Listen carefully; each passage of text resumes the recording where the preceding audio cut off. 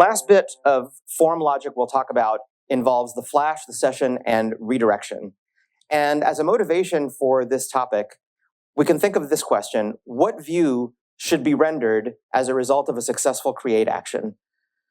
And remember that in the convention over configuration says that once the controller action has finished, by default, Rails will look for a view whose name matches the name of the controller action, and that's what it will render. So in this case, you would expect there would be a view called create.html.erb, and as the result of a create action, that would be the view that gets rendered. But there isn't much that you could put there, because the only thing the user cares about really was the create action successful or not? And regardless of the answers, if it was successful, they probably want to end up back on some page of the app that actually has something useful. If it wasn't successful, they probably want to try again because maybe they mistyped something or they made the movie name too long or something like that. So the idiom that's widely used, not just in Rails, but SaaS applications in general, is when you have a result of an action like that, and really you just need to send the user someplace useful, but with a little message that everything went well, is that you redirect them to a more useful page.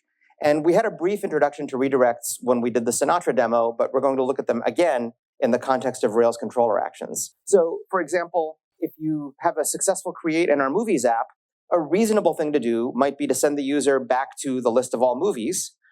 If the create action didn't succeed for whatever reason, like the user typed something not valid as part of a movie rating, let's say, then maybe a reasonable thing to do would be to return them to the new page, in other words, where they're filling in the form in the first place, so they can retry the create. Now, from our previous exposure to redirect, we know that redirect triggers an entirely new HTTP request. If you think back to when we studied HTTP itself, HTTP has a response code that comes along with each response and tells the client whether that request was successful or not. So all of the examples we've seen so far, pretty much, when the controller renders a view and we see something in the browser, those are all HTTP 200 family response codes, which means everything went great. But there's another set of response codes, the 300 family, which means everything's fine, but where you really meant to go or where you should have gone is this other URI, not the one that you provided. So this is what we're going to use as a result of a successful create action. Rather than having a dedicated view for create that just says it worked, we're going to send the user to someplace actually useful, the list of movies page, and we're going to give them a bit of information, like a message, to reassure them that the create action worked. And we're going to do this using a redirect back to that page rather than rendering a view.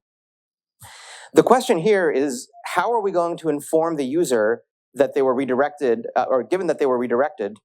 Pause. I'll fix that. How are we going to inform the user of the result of the previous action after the redirect? And the challenge of this is, if you remember that HTTP is a stateless protocol, and that the programming model you should have in mind here is that once the view has been rendered and returned to the user, that request is over, you should basically think of all of the state associated with that request has now evaporated. And the very next request, even if it's from the same user, is going to start from a clean slate. So the challenge is that we need to preserve information across the boundary of those requests. And you might remember that in Sinatra, we had this same challenge. And Sinatra provides an abstraction called the session, which quacks like a hash, but persists across user requests. And when we looked at that mechanism in Sinatra, the simplest way that Sinatra preserves the contents of the session is by putting it in a cookie. And when that cookie gets passed back, those contents can be unpacked. The issue here is that, and this is a subtle one, is in this case, we need a bit of information to persist between this request and the very next one, but we want it to be gone after that. And if you remember when we did our Sinatra demo, we had to sort of play this game where we would put something in the session, but then we would have to check if there was something in the session, and then we'd have to clear it out again.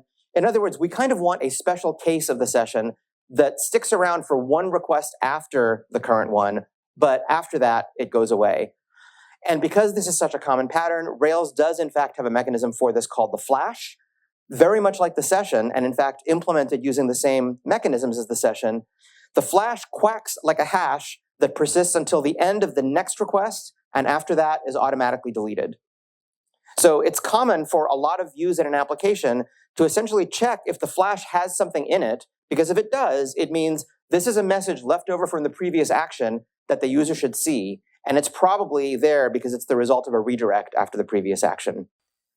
By convention, even though it's a hash and you can put any keys that you like in it, the key called notice is usually used to convey an informational message that is not an error. For example, the movie was successfully created would be an informational message. And by convention, the key called warning is usually used to encapsulate a message that signals something did not happen the way you expect. Now, keep in mind, from the point of view of HTTP, this is still a successful request, right? The browser got a response back from the server, but from the app's point of view, what the user wanted to have happen didn't happen.